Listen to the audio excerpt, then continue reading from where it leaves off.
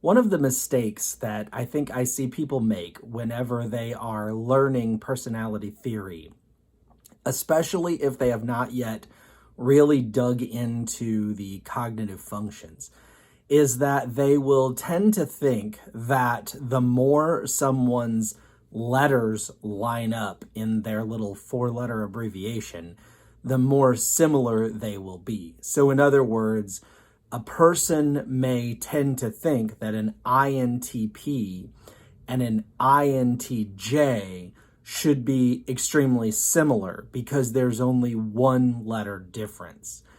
However, that's not really accurate. When you're considering two types and thinking about whether or not those two types would be similar to one another, it's best not to get too drawn aside by the fact that they have 3 out of 4 letters lining up in their abbreviation.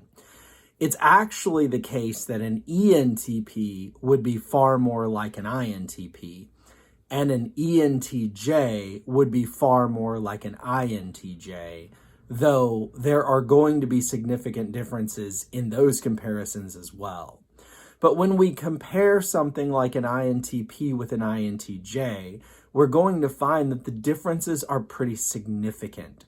While both of them may favor their intuition over their sensing and their thinking over their feeling, they are favoring really a significantly different modality of intuition and a different modality of thinking. So let's dig into it a little bit with these two types, the INTP and the INTJ, and I'm using them sort of as an example. You can actually extrapolate this out among all types that fall into the category of trying to compare an IP with an IJ or an EP with an EJ who have the same first 3 letters.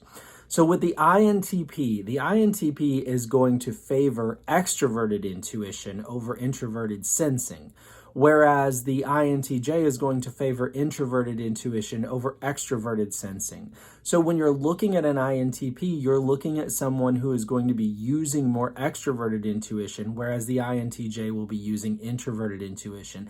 And that can be such a significant difference. Both of them are going to be trying to sort of go beyond the physical and to see what's behind it. Both of them are going to be concerned with ideas and concepts in the abstract world. But the INTP is going to be interested in branching out to a multiplicity of ideas. They're going to want to be constantly gathering new ideas. Whereas the INTJ with introverted intuition is going to be more interested in narrowing down on an idea, narrowing down on a plan. INTPs are largely going to be people who want to keep their options open. They don't want to feel locked into things, whereas INTJs are much more apt to want to plan things out and actually be locked into things. They're going to want to see a path for their future that they're going to have in many ways already delineated long before the time to put it into action. So INTJs are people who are more concerned with planning, whereas INTPs are people who more like to keep their options open. When you look over to the thinking side of things, INTPs are focused on introverted thinking, which means they really want to delve deep into the understanding of something. They are far less concerned with actually going out and making things physically work in the world, or even in the world of ideas. They're less concerned with actually making things work than just understanding how they work. The INTJ is going to be much more interested with their extroverted thinking and actually getting things done, actually making things work. These differences are quite significant. Now, there's another significant difference between these two, and that is their human needs. INTJs, because they are IJs, require a sense of security. This is extremely important to them, more so than it is to the INTPs.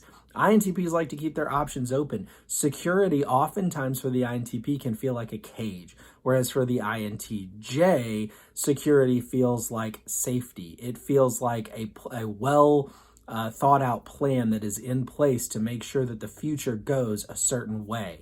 The INTP is going to have a much more free flow, open attitude toward the concept of future or what we're going to do. So the INTJ is going to seek security, whereas the INTP is more so going to seek significance. The INTP is going to be more interested, because he or she is an IP, is going to be more interested in really demonstrating to the world that he or she matters, that he or she has some value in this world.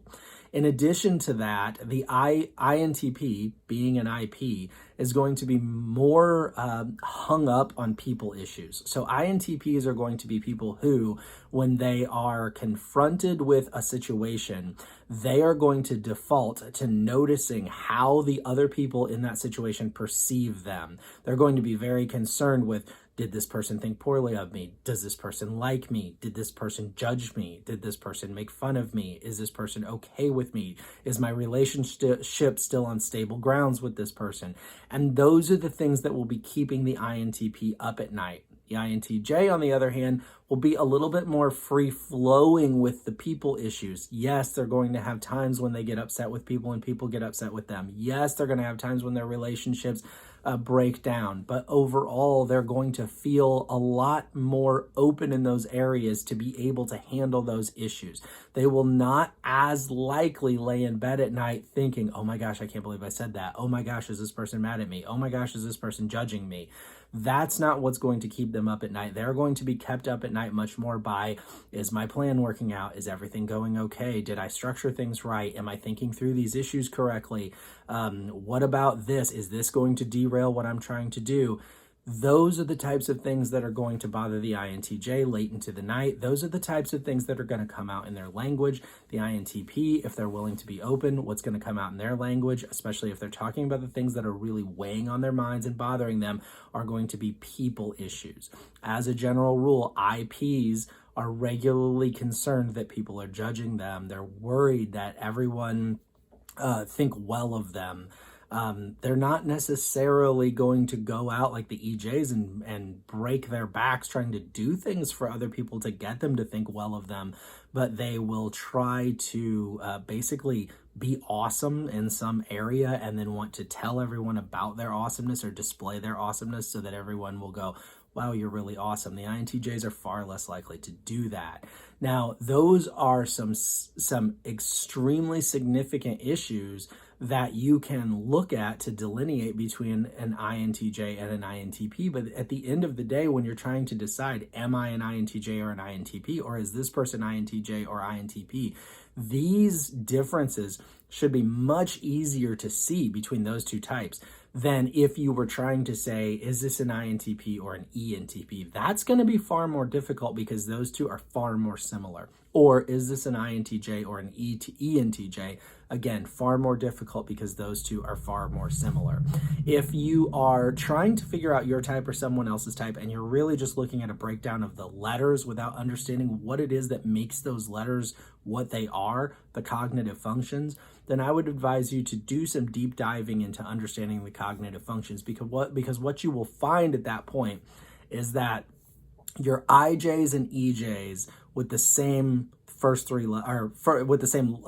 three letters are going to be very similar, and your EPs and IPs with the same last three letters are going to be very similar. But it's rare that anyone in the IP-EP realm is going to be terribly similar to anyone in the IJ-EJ realm. So you shouldn't have too big of a difficulty deciding, is this an EP-IP or an EJ-IJ? Now, once you've divided that person into one of those two categories, then you can break it down further, and those are things that we can talk about in other videos.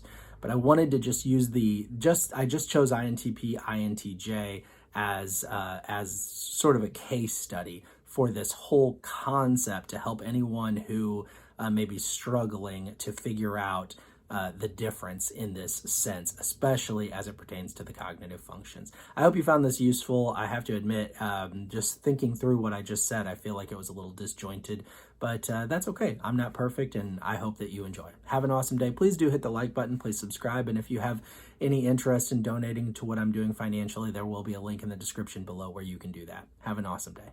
Bye now.